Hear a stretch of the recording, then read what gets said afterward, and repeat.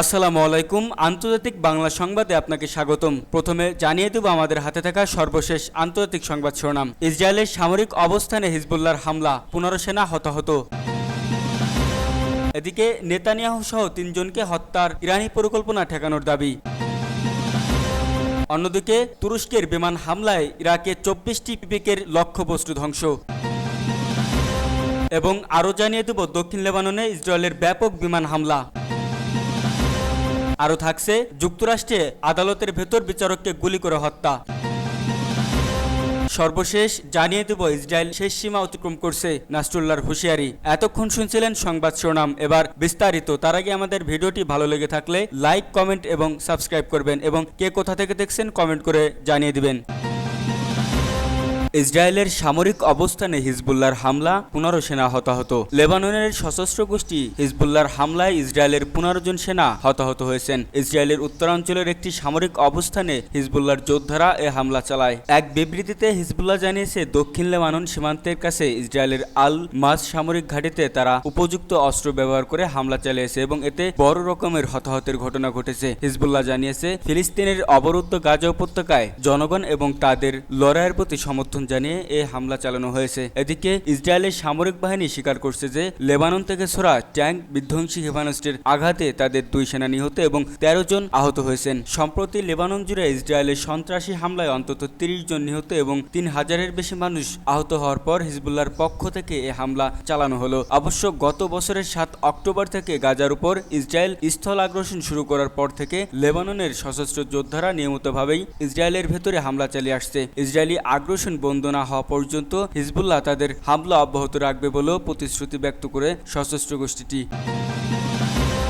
Netanyahu সহ 3 জনকে হত্যার ইরানি পরিকল্পনা ঠেকানোর দাবি। ইসরায়েলি প্রধানমন্ত্রী বেনিয়ামিন নেতানিয়াহু, প্রতিরক্ষামন্ত্রী ইয়োভ গ্যালান্ট ও দেশটির গোয়েন্দা সংস্থার শিন বেতের প্রধান রোনেন বারকে হত্যার পরিকল্পনা করেছিল ইরান। সেই পরিকল্পনা ঠেকানো হয়েছে বলে দাবি করছে এই গোয়েন্দা সংস্থা। ইসরায়েলি সংবাদ মাধ্যম জেরুজালেমের পোস্ট থেকে এই তথ্য জানা গেছে। প্রতিবেদনে বলা হয়েছে, মূলত ইরানের রাজধানী তেহরানে হামাসের তৎকালীন প্রধান ইসমাইল হানিয়ার গুপ্ত হত্যার প্রতিশোধ হিসেবে এই পরিকল্পনা করা হয়েছিল। অবশ্য ইসরায়েল কখনোই হানিয়ার হত্যাকাণ্ডে জড়িত থাকার বিষয়টি স্বীকার করেননি। আরও দাবি করা হয়েছে, ইরান ইসরায়েলের সাবেক প্রধানমন্ত্রী নাফতালি বেতেন ও অন্যান্য শীর্ষস্থানীয় প্রতিরক্ষা কর্মকর্তাদের হত্যার পরিকল্পনাও করেছেন। গোয়েন্দা সংস্থা দাবি করছে, তুরস্কে দীর্ঘদিন বসবাস করা ইসরায়েলি এক ব্যবসায়ীকে কাজে লাগিয়ে এই হত্যা পরিকল্পনা করা হয়েছিল। ওই ব্যবসায়ীর ইরানি ও তুর্কি লোকদের সঙ্গে চেনাজানা আছে। পরিকল্পনাটি কার্যকর করার জন্য গত এপ্রিলে তুর্কি নাগরিক অ্যান্ড্রি ফারুক আসলান ও গুনেইদ আসলান আর্থিক লেনদেনের জন্য ইসরায়েলি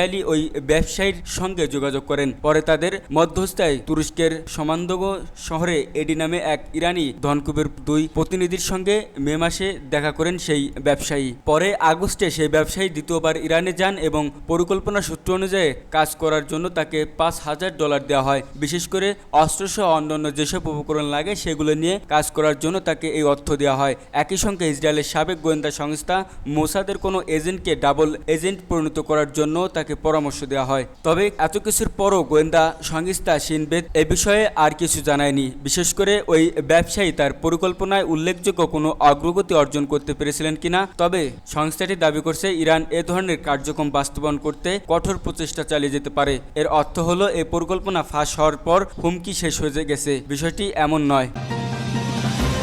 তুরস্কের বিমান হামলায় ইরাকে 24টি পিকেকের লক্ষ্যবস্তু ধ্বংস। তুরস্কের বিমান হামলা উত্তর ইরাকে পিকেকে সন্ত্রাসীদের ব্যবহৃত 24টি লক্ষ্যবস্তু ধ্বংস করেছে বলে জানিয়েছে দেশটির প্রতিরক্ষা মন্ত্রণালয়। বুধবার প্রতিরক্ষা মন্ত্রণালয়ের এক বিবৃতিতে এসব তথ্য নিশ্চিত করেছে খবর ডেইলি সাবাহার। এতে বলা হয়েছে, বিমান অভিযানটি ইরাকের পার্বত্য হাকরুয়াক, গারা, কান্দিল এবং তুর্কি সীমান্তের কাছে সন্ত্রাসীদের ঘাঁটি, আশ্রয়কেন্দ্র ও ডিপোকে লক্ষ্যবস্তু হিসেবে নিয়েছিল। পিপিকে তুর্কি সীমান্তের কাছে উত্তর ইসরায়েলকে সন্ত্রাসী হামলার পরিকল্পনার আস্তানা হিসেবে ব্যবহার করে এবং প্রায় তুর্কি ও উত্তর সিরিয়ায় স্থানীয়দের উপর আক্রমণ চালায়। কুর্দিস্তান আঞ্চলিক সরকার দ্বারা নিয়ন্ত্রিত উত্তর ইরাকে পিপেকের উপস্থিতির দৃশ্য, সেখানে কেন্দ্রীয় ইরাকি সরকারের প্রভাব সীমিত। তুর্কি অভিযানগুলো পিকেকের অভ্যন্তরীণ উপস্থিতিকে প্রায় বিলুপ্তির দিকে নিয়ে গেছে। ফলে সন্ত্রাসী গোষ্ঠীটি তাদের অপারেশনগুলোর একটি বড় অংশ ইরাকের হস্তান্তর করছে। এর মধ্যে রয়েছে মাউন্ট মাউন্ট কান্দিল অঞ্চলে একটি শক্তিশালী ঘাঁটি, যা ইরবিল থেকে প্রায় 40 কিলোমিটার দক্ষিণ পূর্বে অবস্থিত। গত 25 বছরে তুর্কি সরকার উত্তর ইরাকে পিপিকের বিরুদ্ধে কয়েক ডজন সামরিক অভিযান পরিচালনা করেছে। 2022 সাল থেকে সন্ত্রাসীদের আস্তানা ধ্বংস এবং সন্ত্রাসী করিডোর নির্মাণ রোধে ক্লো অপারেশন অংশ হিসেবে বিমান হামলা চালাচ্ছে। তুর্কি ক্রস বর্ডার অপারেশনগুলো বছরের পর বছর ধরে উত্তেজনার কারণ হয়েছে।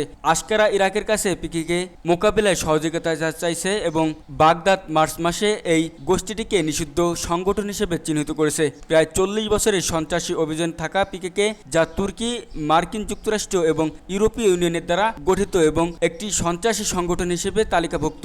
সংগঠনটি নারী এবং শিশুসহ 40,000-এরও বেশি মানুষের মৃত্যুর জন্য দায়ী।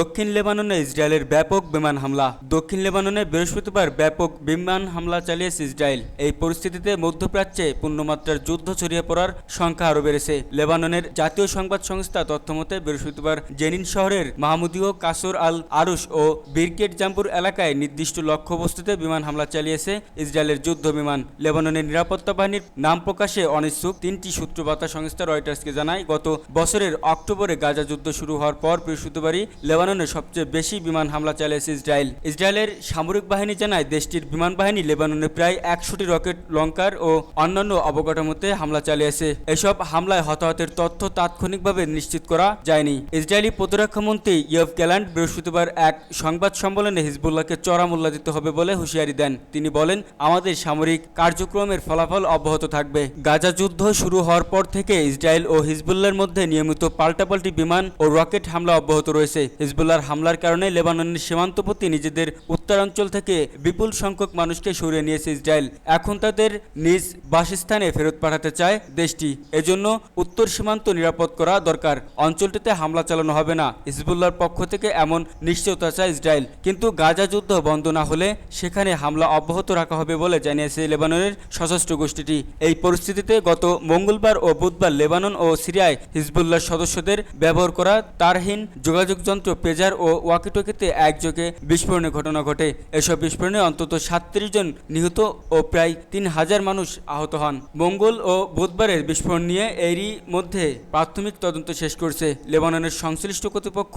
জাতিসংঘের নিরাপত্তা কাউন্সিলে দেয়া প্রাথমিক তদন্ত প্রতিবেদনে বলা হয়, লেবাননে পৌঁছানোর আগে তারহীন যোগাযোগ যন্ত্রগুলোতে বিস্ফোরক ঢোকানো হয়েছে। পেজার ও হাতে ব্যবহারের রেডিও সহ এসব যন্ত্র বৈদ্যুতিক বাতার সাহায্যে বিস্ফোরণ করা হয়েছিল।